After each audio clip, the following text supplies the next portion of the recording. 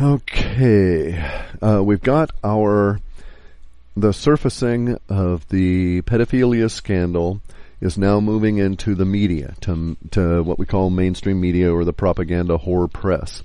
The prostitutes will attempt to deflect and degrade through attrition, basically, the whole pedophilia scandal moving into the entertainment industry.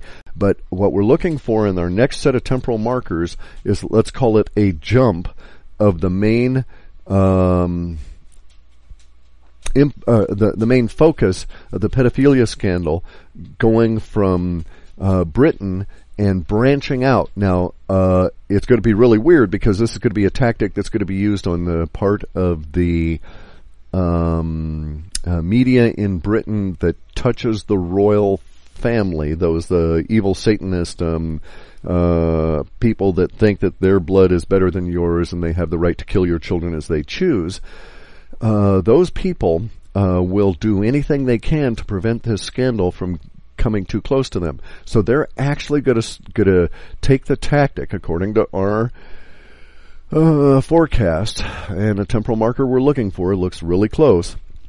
But we think what they'll do is they'll take the tactic of splitting the blame and attempting to divert the blame, so to speak, from British media leading to the British royals family super directly. And so they'll start trying to force some of the pedophilia stuff back on the Catholic Church and Ratzinger and his Kabbalist within that organization. And at the same time, there's going to be a splintering of the entertainment media industry thing, to where a lot of the pedophilia component of Hollywood and all the movies. So I was not in the least bit surprised about him, because I was told about him in the late 1990s that he was into massive paedophilia and necrophilia, sex with dead bodies, which has just come out this week through a guy who talked about it on the radio. And the reason that Jimmy Savile, this entertainer who died in 2011, the reason he got away with it was because he was a procurer of children for the rich and famous. And he was very, very close to the British royal family. In fact, in his own words, he was introduced to the royal family by Lord Louis Mountbatten, who some researchers have connected to paedophilia in places like the King Cora Children's Home in Belfast. Edward Heath, the Prime Minister 70-74, who took us into the what is now the European Union, I named him as not just a paedophile, but a Satanist and serial child killer 7 years before he died. And he did nothing about it, because it's true. This guy, Thomas Hamilton, the killer of the children in Dunblane in 1996, he was a procurer of children for the rich and famous. That's why he was protected for so long. And that's why, in the official inquiry into what he did, some of the documents were put under lock and key, never to be seen, it was said, for 100 bloody years. Even a former head of Freemasons in Scotland, Lord Burton, said the Dunblane inquiry was a cover-up, and that he was bullied when he tried to question it. And this very week, 2 days ago, an MP raised in the House of Commons a question about paedophilia rings out of number 10. I've been naming this guy. The President of the United States, Father George Bush, was a paedophile and child killer since the 1990s. Said it in radio, said it on the BBC, didn't make the podcast, mind, but I've been saying it for years. It almost came out in this story in 1989, but then was put on hold and suppressed. And of course the Roman Church, which is an expression of these bloodlines going way back, Church of Babylon relocated, is infamous for paedophilia. This is the reason why. That's why you see naked children all over the Vatican when you go around. And what are demons doing in a sporting event ceremony around kids in hospital beds? Can you explain that to me? I thought that was bloody weird.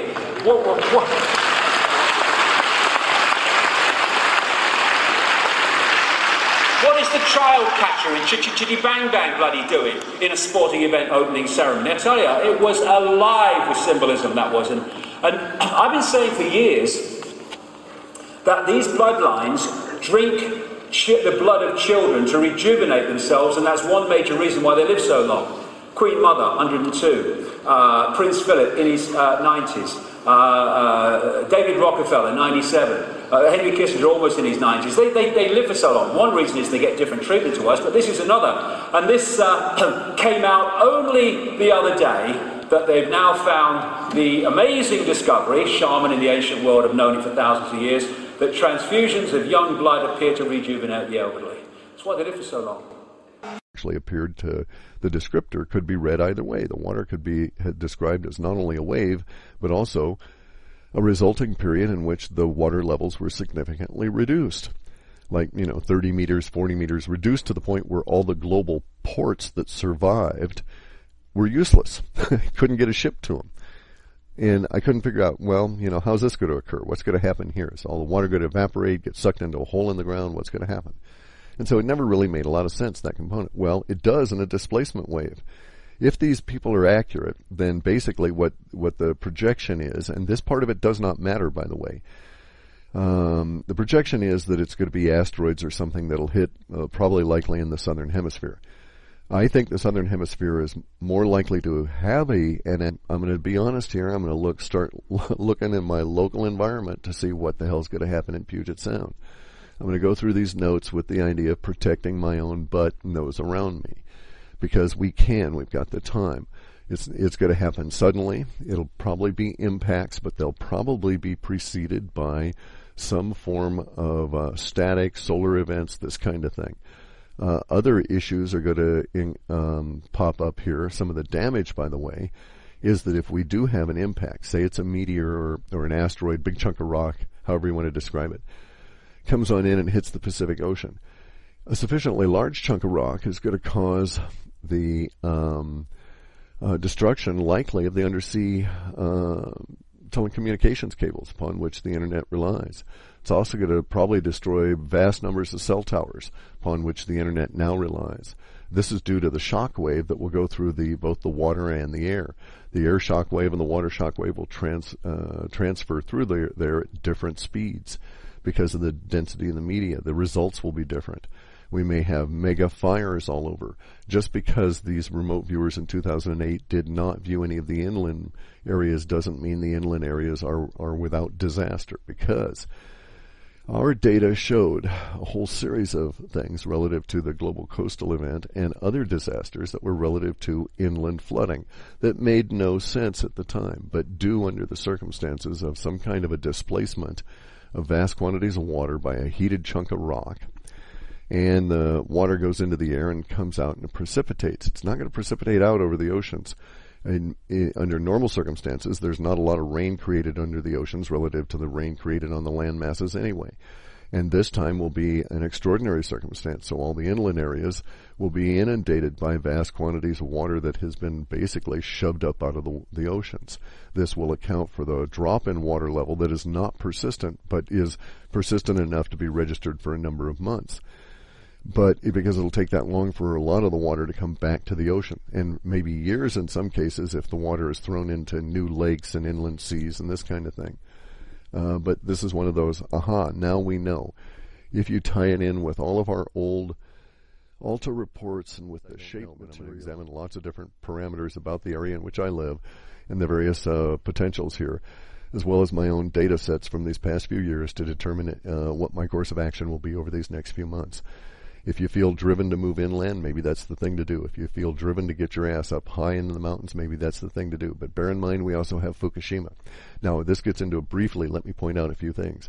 This makes everything make sense. No wonder the powers that be don't give a rat's ass about Fukushima. No wonder there is not a global effort to cap that thing and kick the Japanese into getting out of the way and letting us clean it up.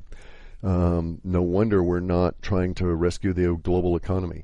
No wonder blah, blah, blah, blah, blah. It just doesn't matter. Anything that the power elite they're doing that makes no damn sense at all in terms of why they're fucking over the planet now all makes sense. They need not care because it's going to happen before June of 2013.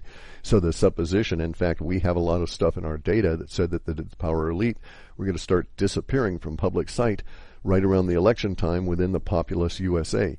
And so when Hillary is just simply not seen, and somebody says in February, we haven't seen Hillary and her ilk here in the last couple of months. Wonder where that fat old broad is.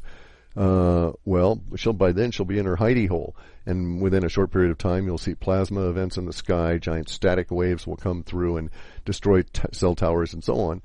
And then there will be an impact wave, and if you're in the northern hemisphere, you may have, let's say in the atmosphere, between 20 minutes and 4 hours, depending on where you would be on the planet, notice before the impact wave swept through the atmosphere. If you're close enough, it'll do things like knock over buildings and trees. If you're far enough away, it'll just blow glass out and knock over smaller, thinner trees. May set shit on fire, I don't know. But it will certainly have caused a great level of havoc in the southern hemisphere. It's not going to destroy all life down there, though, unlike Ed Dame's forecast. I have a lot of reason to suggest that this is not true, as well as the remote viewers. But we may have multiple impacts. There was a RAND report or a government report out a number of years back that said that there were going to be a natural disaster in which the Americas were going to take up to 1,200 impacts of small meteors and stuff. That may be the situation that they were talking about occurring now at this point, and it may be that they were thinking small rocks, and we're going to get some fairly large ones. In any event, the result of the remote viewing session is rather clear. Whether it was a brief solar expulsion, the finger of the sun that comes on down and flicks at the Pacific Ocean or something along those lines, the displacement wave result causes devastation in those areas that they looked at, which were all over the southern hemisphere, with a couple of northern hemisphere spots that also received devastation. So we're talking about something, and a lot of the devastation was coastal, because the places they were looking at were coastal. It was water. Event on a number of times, because it's so powerful that all of these warring parties that we see on the planet, all these many wars, that on the ground, all of these soldiers look up in the sky. They all look up. So something is happening in the sky. In fact, there's probably unprecedented atmospheric effects that in recorded history, perhaps in unrecorded history, there's been events like this, but nothing in recorded history. Something happens in the atmosphere that has not been seen before, because all these soldiers are looking up, and then they go home. Their priorities change. They go home. So that's when it starts.